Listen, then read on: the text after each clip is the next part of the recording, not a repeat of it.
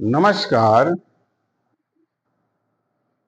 कुंडली के द्वादश भावाधिपतियों के विभिन्न भावों में बैठने का क्या फल होता है,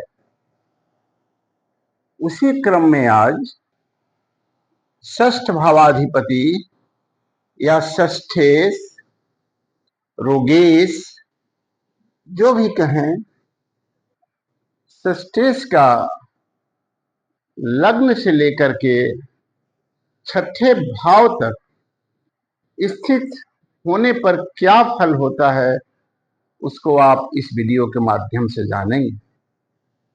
ये एक सामान्य बात है कि किसी भी भाव का अधिपति यदि 6, 8, 12 में हो या 6, 8, 12 का अधिपति किसी भाव में हो तो उस भाव की हानि होती है, अर्थात उस भाव से विचारणीय विषयों में न्यूनता आती है, प्रसन्नता नहीं मिलती।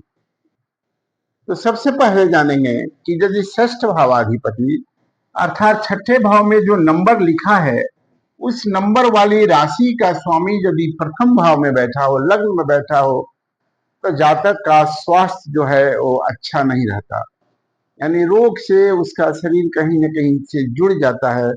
यदि ये दुर्बल है तो अधिक संभावना रहती है। यदि वही षष्ठेश प्रबल होकर के लग्न भाव में अगर बैठ जाता है तो जातक आर्मी में चला जाता है, पुलिस अधिकारी बन जाता है, यानी जॉब के दृष्टिकोण से वो साहसिक कार्यों में अच्छा पद प्राप्त कर लेता है। शत्रुओं से बराबर जातक घिरा रहता है यदि षष्ठेश लग्न में हो तो, और बाधाएं उसको बहुत सी आती हैं। बहुत से उसके गुप्त शत्रु भी होते हैं जो पता नहीं चलता, और स्वास्थ्य पक्ष जो है वो दुर्बल सा बना रहता है। ये सामान्य फल है षष्ठ भावाधिपति का लग्न में स्थित होने पर।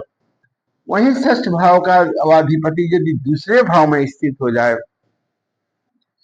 तो जातक जो है वो कहीं न कहीं से आर्थिक समस्याओं में से जूझा हुआ रहता है, अर्थात धन का आदान प्रदान करना उसके लिए कठिन हो जाता है। दे दिया तो मिला नहीं, ले लिया तो देने में मुश्किल आ रहा है। कुटुंबों से सामंजस्य की कमी रहती है, अर्थात कुटुंबों से बहुत मेल मिलाप आदि नहीं रहता। हमेशा धन, अर्थ या संपत्ति को लेकर के कोई न कोई लिटिगेशन यानी विवाद आदि की संभावना बनी रहती है।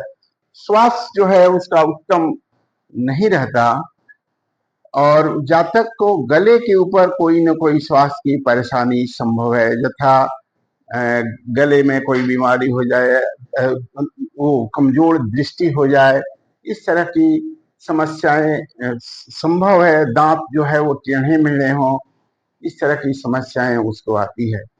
वही षष्ठ भावाधिपति, ये भावाधिपति यदि तीसरे भाव में स्थित हो तो भाइयों से विवाद सा रहता है, कुछ न कुछ भाइयों से उसको मनमुटाव या ये डिफरेंस ऑफ ओपिनियन यानी विचारों का नहीं मिलना आदि संभव है। जातक की क्रियाएं जो हैं, श्रम जो है वो बहुत फल नहीं दे पाती। कुछ श्रम जैसे कोई प्रशिक्षण प्राप्त कर लिया, वो काम में नहीं आया, इस तरह की समस्याएं उसको घिरे रहती हैं, अर्थात उसके प्रभाव को, पराक्रम को कम करती हैं। षष्ठ भावाधिपति को तीसरे में भी जाना शुभ नहीं माना जाता। वहीं षष्ठ भावाधिपति यदि चतुर्थ भाव में चला जाए तो माँ का स्वास्थ्य उत्तम नहीं रहता, माँ से वैचारिक जो है वो मतभेद बना रहता है। संपत्ति को लेकर के परस्पर परिवार में भी विवाद आदि संभव है। उच्च डिग्री हासिल करने में भी जातक को परेशानी होती है, अर्थात उसको अपेक्षित अंक नहीं मिल पाते या अपेक्षित महाविद्यालय विश्वविद्यालय से उसकी उच्च डिग्री प्राप्त नहीं हो सकती। ये चतुर्थ भाव में मित्रों की भी संख्या जो है वो कम ही रहती है, और मित्र जो होते हैं वो स्थायित्व में नहीं रहता, अर्थात बदलते ही रहते हैं। अर्थात चतुर्थ भाव में भी षष्ठेश को जाना शुभ नहीं है।